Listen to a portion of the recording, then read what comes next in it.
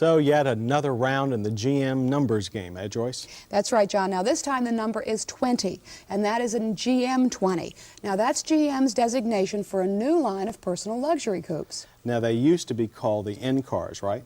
That's right. And originally they were going to replace the larger Cutlass Supreme, the Buick Regal, and the Pontiac Grand Prix.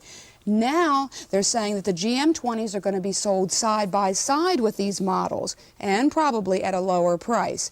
And they're all based on a stretched J-car chassis, and they're going to have quite familiar names.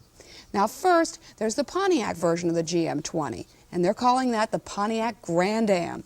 And it's a subcompact wedge shape with a high rear end and a sloping hood, and it's somewhat similar to the Pontiac 6000.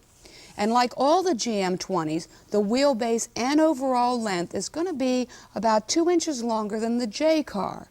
Now note the wide wraparound taillights in the rear of this Pontiac. Now the next GM20 is the Buick Somerset, and that looks similar to the Pontiac, but the trim makes it look like the hood has a more angular look, and that also gives the rear end a higher, shorter appearance. The taillight and headlight treatment are different on this one also.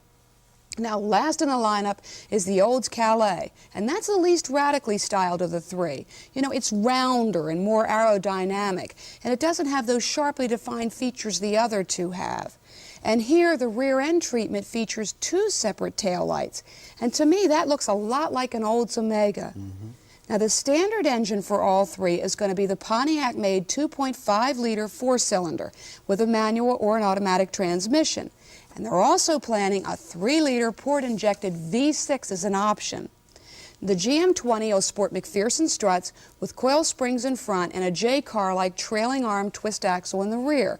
And the brakes are going to be disc front and drums in the rear. Naturally, the interior is going to be bigger than in a J-car. It's going to have a conventional split bench seat with the buckets, the console, and the floor shifter optional. The GM20 should be on the road by October of 1984.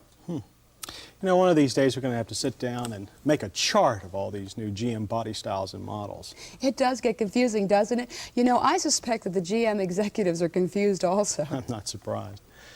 Thanks, Joyce.